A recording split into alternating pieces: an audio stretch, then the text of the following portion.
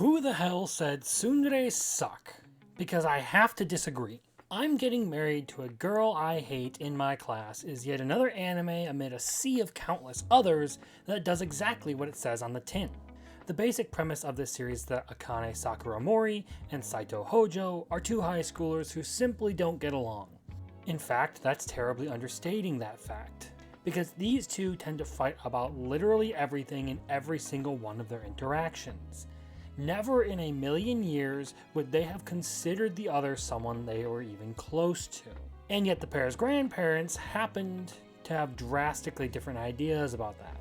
Akane and Saito are forced into marrying each other under the threat of retribution by Saito's grandfather and Akane's grandmother, who happened to have been lovers at one point who went separate ways in life.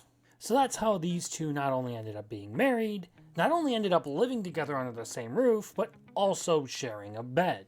Not to sound like a broken record, but it really does do exactly what it says in the title. Now there are plenty of good things about this series and some bad things to talk about, and since the list is shorter to start with the bad stuff, we're going to talk about the negatives first. Really, it boils down to one simple point for me. The first episode feels very rushed, simply to try to accelerate the series into the point where the two main characters are living together and are forced to interact on a regular basis. This made it feel like it was pretty forced because it didn't take a little extra time to have the characters weigh the decision they were about to make. However, that's really the only part of the series that feels terribly rushed to me.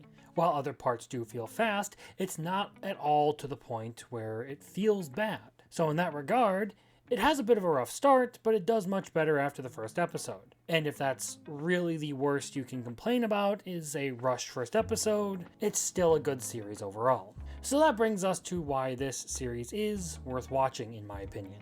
And that would be the comedy, character work, and romance aspect that are all very well handled. The part I like is that it doesn't just commit to only the comedic elements. It actually has some very good romance moments between the two main characters and some good points of development for even the side characters. Now, when it comes to the relationship between Akane and Saito, I feel like the enemies to lovers arc has been doing very well.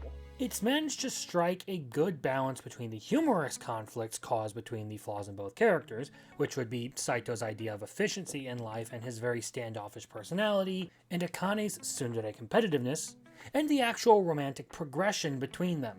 There's a moment where they go through a whole sit-down talk to sort out their conflicts. And that's a point at which they both compromise to accommodate the other person so that their living isn't hellish and they're not fighting all the time. There was also a moment in the latest episode where Akane starts to express her jealousy over Saito over the fact that other people are close to him and her best friend actually asked him out.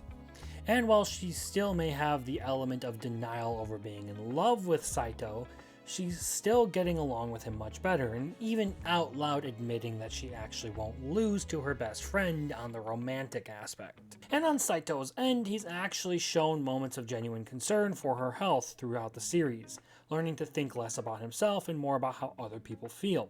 Like I said, he starts off very standoffish, someone who's perfectly fine not having others around and determined to handle his life his own way because that's kind of how he's always lived. But as he spends more time with his new wife, he comes to care deeply about her and be more invested in her life as well. Even if it's just in small things to avoid outing their relationship because neither of them wants to talk about it at school or in public. He does seem to consider her feelings more and more as time goes on. So while his development is less dramatic than Akane's, it's still there. And of course, while all this is going on, Shisei, Saito's cousin, is up to the most ridiculous kind of stuff. She is very heavily the comedy character in all of this, and you can never fully predict what she's going to do or how she's going to behave because some of it's so far off the wall that you just wouldn't expect it. So for the comedy, we have that, plus all of these tsundere antics and misunderstandings on Akane's part that really help liven the series up. Couple that with the actual romance plot of this series, and it's all been pretty well done. Is it the most fantastic romance anime out there? No, I probably still wouldn't compare it to something like The Dangers in My Heart, Love is War, or Horimiya. I don't think it reaches that level. But is it still a solid, enjoyable series nonetheless?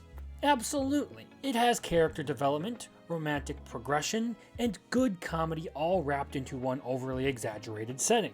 Honestly, this is a good one to just sit down and binge to make yourself feel happy on that depressing Valentine's Day where you don't get asked out and you have no girlfriend. Or if you just love tsunderes. In either case, this one will be for you. It's so far been genuinely wholesome and fun romance. And no, I'm not bitter over being single on Valentine's Day. F you.